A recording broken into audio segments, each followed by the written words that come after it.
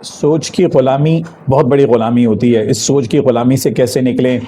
فکر کی بندشیں بہت بڑی بندش ہوتی ہے. ہمیں یہ بتایا گیا عام طور پہ کہ جی غلام انسان کسی قوم کا یا کسی شخص کا بنتا ہے. سمجھ آتی ہے بات؟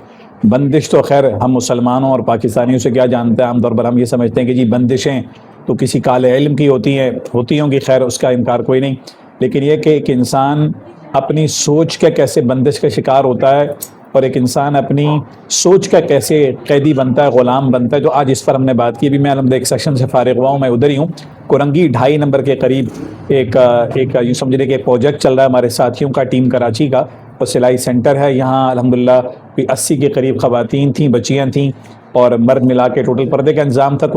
تقریباً لگ بھگ 120 کے قریب لوگ تھے، 120-125 لوگ الحمدللہ. تو ان کے ساتھ الحمدللہ کوئی سوا گھنٹے 1.5 گھنٹے کی ڈسکشن ہوئی، جس میں ہم نے کافی ساری ان چیزوں پر بات کی کہ ایک تو ہے کہ واقعی جیب کی غربت، حالات کی غربت، معاشی تنگی، اس کا انکار کوئی نہیں، وہ تو اس پر بات ہوتی رہتی ہے، اسکلز ہمارا ادارہ سکھاتا رہتا ہے. لیکن آج ہم نے یہ بات کی، جو ہمارے ریحان اللہ والا صاحب وغیرہ بات کرتے ہیں الحمدللہ، کہ ہم جو ہے نا وہ خواہ کے غریب کیسے ہیں. خواہ کی غربت کا لباس بھی ہم نے اوڑھا ہوا ہے، اور کتنا بس اوقات ہمارے پاس وقت ہوتا ہے جو ہم اپنا وقت ضائع کر دیتے ہیں. تو الحمدللہ مختلف ان ڈسکشنز کے کرنے کا مقصد ان کے ساتھ یہ تھا کہ وہ جو اسکلز ہم سکھا رہے ہیں، ہنر سکھا رہے ہیں، ہم نے یہ دیکھا سالوں کے تجربہ ہمارا ریلیف اور ویلفیئر کے مختلف میدانوں میں اسکلز کے ساتھ، کہ اگر آپ نے مائنڈ سیٹ نہیں دیا، اگر آپ نے سوچ ان کی نہیں بدلی، اگر آپ ان کو سوچ کا کوئی بہتر مائنڈ سیٹ نہ دیا، تو ہم یہ سمجھتے ہیں ایک تو ہے کہ برکت کے اسباب اختیار کرنا، اور ایک ہے کہ سوچ میں برکت کا سبب داخل کرنا.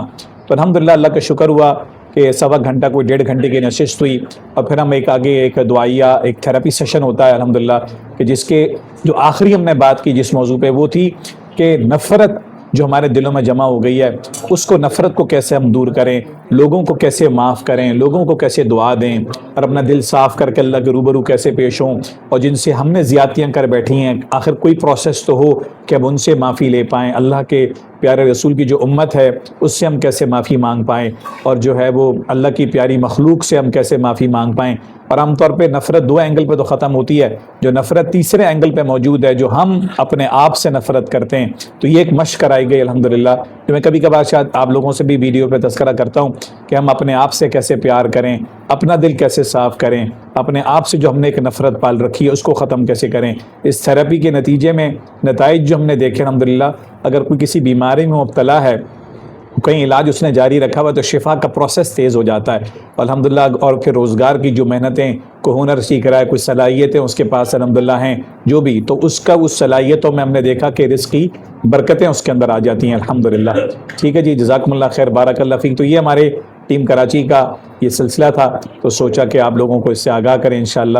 تو کوئی ایسی نئی اپڈیٹ ہوتی ہے تو ہم آپ سے یعنی آپ کو الحمدللہ اس سے آگاہ کر دیتے ہیں انشاءاللہ. جزاکم اللہ خیر، بارک اللہ فیک. السلام علیکم ورحمۃ اللہ وبرکاتہ.